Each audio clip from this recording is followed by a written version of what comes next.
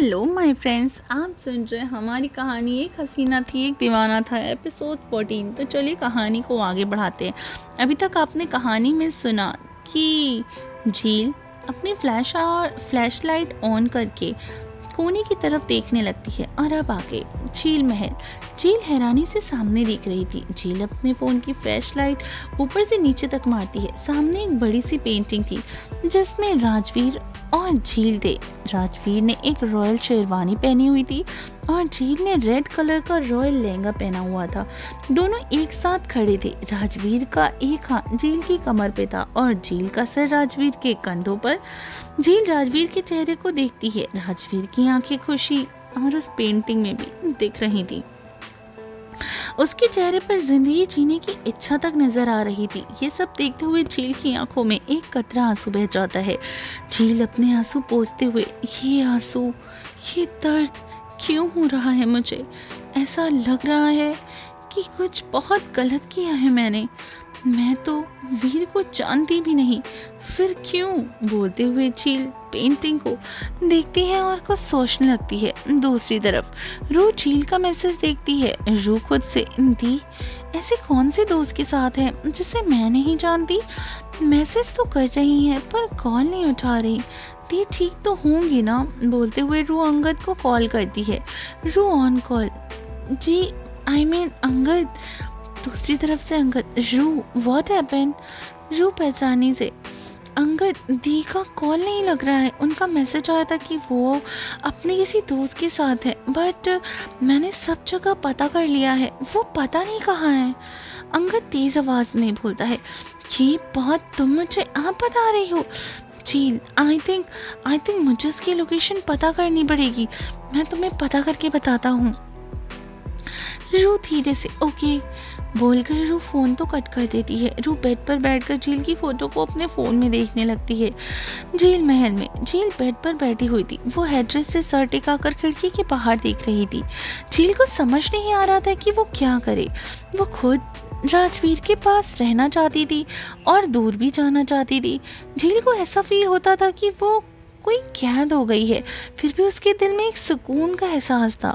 झील अपनी सोच की दुनिया में इतनी खोई थी कि तभी उसके कानों में, मेरे ख्यालों में इस कदर खो गई हो जान कि तुम्हें मेरे आने की खबर तक नहीं हुई। ये सुनते ही झील सर उठा के राजवीर को देखती है। राजवीर झील के ऊपर झुका हुआ कहता है। दोनों की नाक आपस में टच हो रही थी। दोनों एक दूसरे की आंखों में देख रहे थे। राजवीर झील के बाल कान के पीछे करते हुए, तुमने तो तस्वीर देख ली ना जान? तुमने वो बात नहीं सुनी जान? तुम इंसान वो बात बहुत अच्छे से जानते हो। झील राजवीर की आंखों में देखते हुए, क्या? राजवीर झील के कान में, क्यूरियोसिटी किल्स द कैट बोलकर राजवीर पीछे हो जाता है। झील हैरानी से, ये लैंग्वेज तुम्हें कैसे? तुम तो? झील बोल ही रही थी कि राजवीर हंसने लगता है। राजवीर सीधे खड़े होकर जोर जोर से हंसने लगता है। झील हैरानी से बस राजवीर को देख रही थी। राजवीर रुककर झील की मासूमियत को देखकर, जाने जहाँ कितनी मासूम हो तुम मुझे नहीं जानती, मेरे वसूद को नहीं जानती, फिर भी मेरे हर काम पर, हर बात से हैरान हो जाती है। राजवीर झील का हाथ पकड़कर, खैर अभी तुम्हें तुम्हारी हरकत का अंजाम बताना है जान। बोलते हुए राजवीर झील को खींचते हुए बाहर ले जाता है। झील राजवीर के पीछे चलते हुए, कहाँ ले जा रहे हो तुम मुझे वीर? राजवीर झील के सवाल का कोई जवाब नहीं देता। सीढ़ियों से नीचे जाकर राजवीर एक कमरे से बाहर रुकता है। झील राजवीर को देखते हुए, यहाँ क्यों लाए हो तुम मुझे? राजवीर सर्द आवाज में, तुम मेरी मर्जी के बिना सांस भी नहीं ले सकती जान। फिर यहाँ तो तुमने मेरी मर्जी के बिना कुछ देखा है।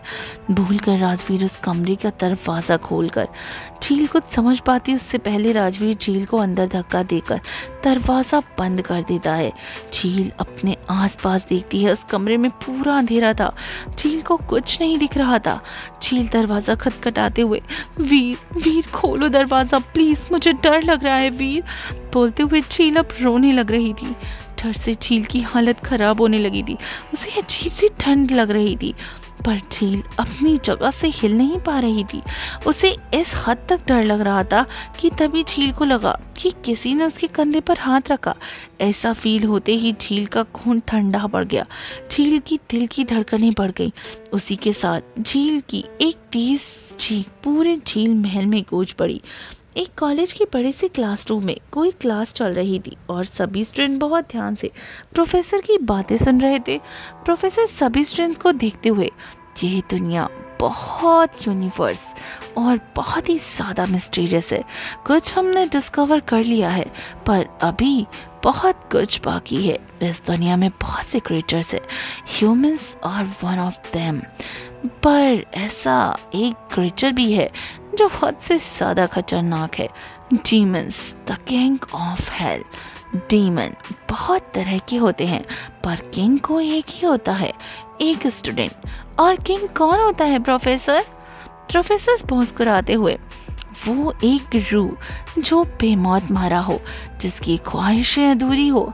एंड शॉर्ट, वो जिसके अंदर कुछ पाने की दीवानगी, पागलपन और जुनून हो, वही डीमन बनता है। फिर इतनी पावर हासिल करता है कि वो किंग ऑफ द हेल यानी खुद शैतान बन सके। तभी एक स्टूडेंट, अगर डीमन किंग को उनकी चीज़ मिल जाए तो क्या होगा? प्रोफेसर कुछ पल रुक कर, तो वो प्रोफेसर बोल ही रहे थे कि तभी बेल बज जाती है। प्रोफेसर सबको देखते हुए, क्लास ओवर स्टूडेंट्स, बाकी चीज़ें नेक्स्ट क्लास में बोलकर प्रोफेसर तो चले जाते हैं। प्रोफेसर के चाहते ही सभी पीछे से, प्रोफेसर युवराज, युवराज, यस, मुड़कर सामने खड़ा एक स्टूडेंट, सर आपको इस बारे में इतना कुछ कैसे पता? आप तो खुद इतने यंग हैं। Then how? युवराज सर हिलाते हुए, नॉलेज, आई केम दिस, मेरी नेक्स्ट क्लास है, सो आई हैव टू गो, बोलकर युवराज मुड़ जाता है। चलते हुए युवराज के फेस पर एक रहस्यमयी मुस्कान आ जाती है।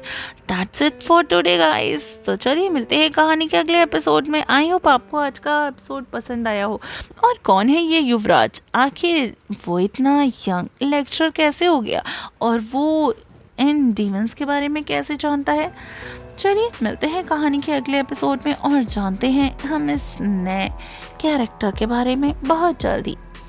बाय, अपना ख्याल रखिएगा और सुनते रहिएगा एक हसीना थी एक दीवाना था, सिर्फ टिनी FM जान के साथ।